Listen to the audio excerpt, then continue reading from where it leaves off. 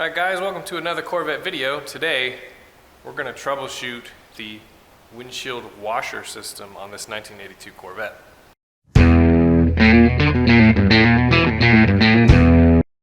As you can see, it is a gorgeous car, but the little things don't work. And one of the little things that's not working is the windshield washers. So this car has, like most cars, here in the windshield washer switch, you push that in, and then water is supposed to spray out of these little tubes on the windshield wiper arms and put water on the windshield. Now, that is not working, so we're going to go through the step by step of troubleshooting it.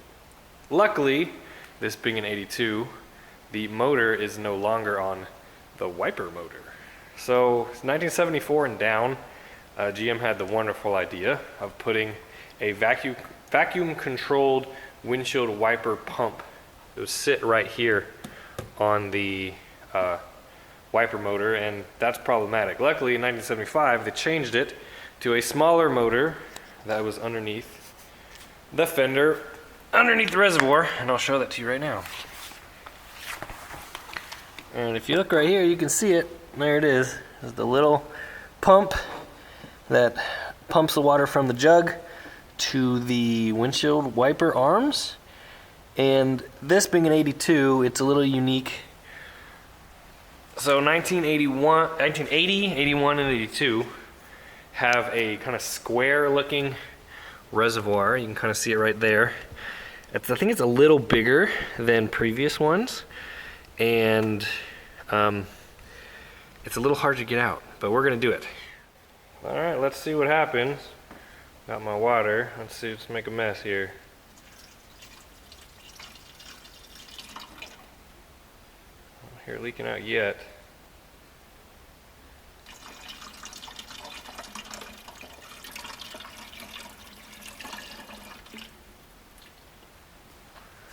We got a puddle? Oh, not yet.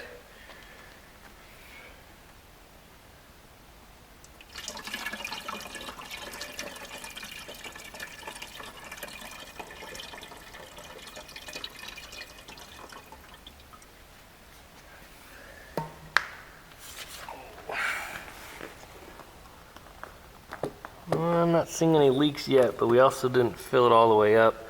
Weirdly enough, I did find this was glued. This is the outside of a Quaker State oil jug. Was glued to the outside of the actual reservoir. I'm gonna see if I can't get you guys in there. Do you see that gray spot that's like right in front of the harness? That was glued onto there. I'm assuming if I filled it up more, we would find an issue there. But as of right now, I don't see it leaking yet. Anyway, let's go ahead. Oh, I saw a drip. I saw a drip. You see it right there, right there? There it is. All right. Bad pump, leaking pump. That'll do it. I'm looking at this reservoir, and I'm 99% sure it is not coming out the top. It can't come out underneath the master cylinder. All the cruise stuff is all next to it. I think it's gonna have to come out the bottom. So in order to do that, we're gonna have to take out the charcoal canister that is right there. Here's a little better view of it. It should just be 4 or so emission lines and then a bracket, and it should come out. As for the reservoir itself, I believe it's just this bolt right here. And then here's the bolts for the canister, but I took the wheel off in order to access all that stuff. Let's see if I can get a view from up underneath. It's already making a puddle.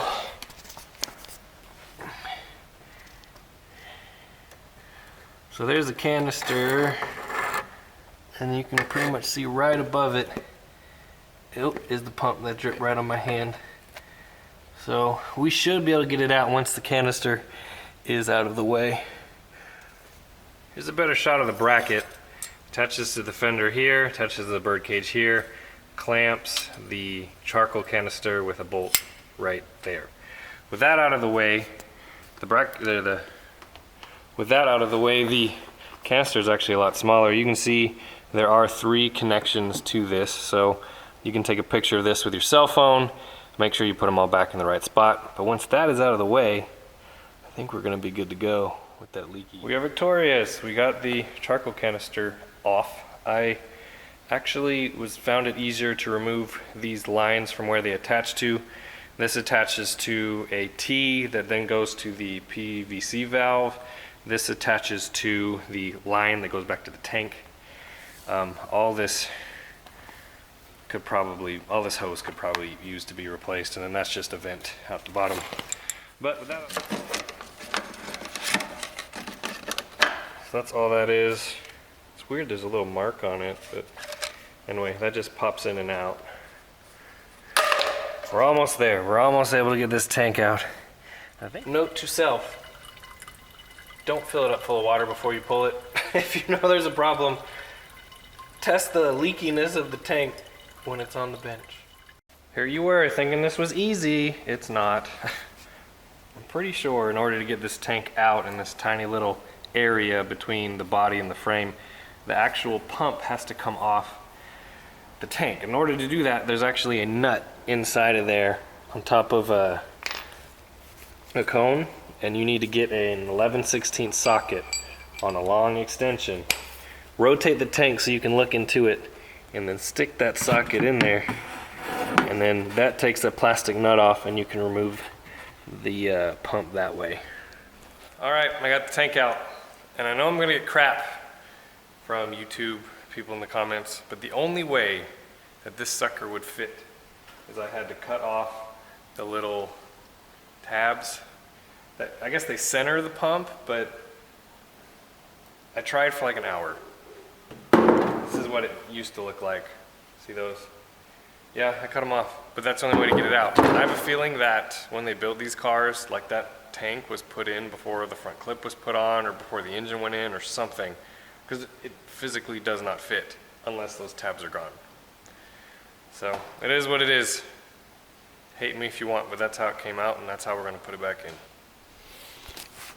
We have a new pump right here. We have a new jug right here. This old one, for some reason, something hot had gone next to it. I don't know what happened, but they had filled it with putty and then put a piece of plastic over it, but guess what? It's not worth repairing, so we're gonna go with a new one. I'm gonna show this mid-install. This is how you need to put it in. It's the only way it will fit. The only way. So the neck of the bottle is facing toward the frame. You can see where the pump would install. And you see the little nubs, how they're already rubbing on the inner fender. If they were all the way out, it just would not fit. This is the only way I could get it out, and it's the only way it's gonna go back in. So hopefully that helps some of you guys trying to put this back in.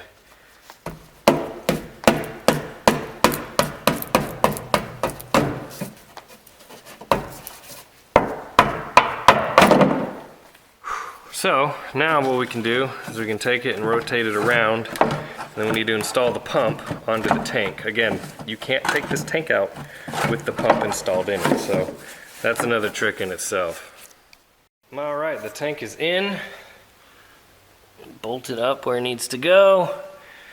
And what we're gonna do, before we put everything back, we're gonna fill it again full of water and cross our fingers that it doesn't leak and the pump works, and all the hoses that go up to the wiper door or the wipers are all good. Fingers crossed, let's see what happens. I'm gonna put a little bit of water on the windshield, just because I don't want to scratch up a windshield, just so the wipers have a little bit of flow. I'll turn the key on. Let's see what happens. Oh, it made a noise.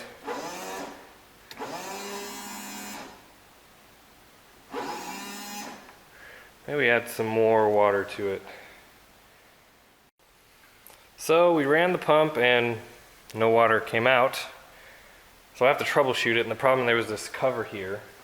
The best way to get the cover off is to raise the wipers up, turn the wipers on, the wiper arms go up, and then turn the ignition off, and then you can get that cover out of the way. Then we can start unplugging. So it's really simple. It's a hose. It is this hose right here that comes directly from that pump, goes into a T. One side goes here, one side goes there. It reduces down to a smaller diameter hose on each side, and then it comes out up here. And that's it. So we have a plug somewhere or a leak somewhere, but we'll get that figured out. So I tested the pump without this supply hose on, and it made a huge mess. It just squirted liquid everywhere. I think that hose is clogged, so we will clean that out and blow air through all the rest of them. And by then, I think we'll have the washers working on this car. All right, boys and girls, here it is.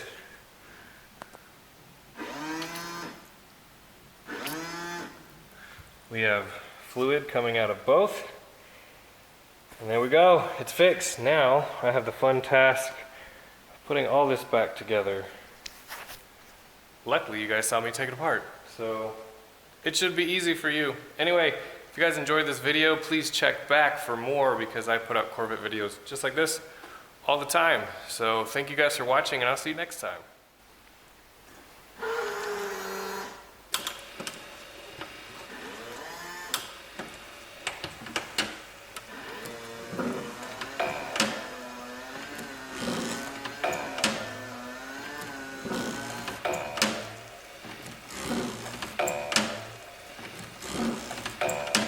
It's a weird sounding wiper motor.